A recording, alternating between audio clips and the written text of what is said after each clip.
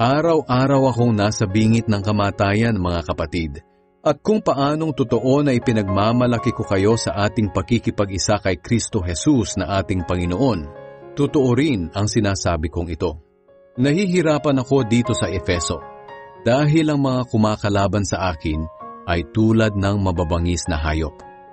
Kung ang paghihirap kong ito ay para lang sa kapakanan ng tao sa buhay na ito, ano ang kabuluhan nito? Kung totoong hindi na mabubuhay ang mga patay, mabuti pang sundin na lang natin ang kasabihang, kumain tayo't uminom, dahil baka bukas mamamatay na tayo.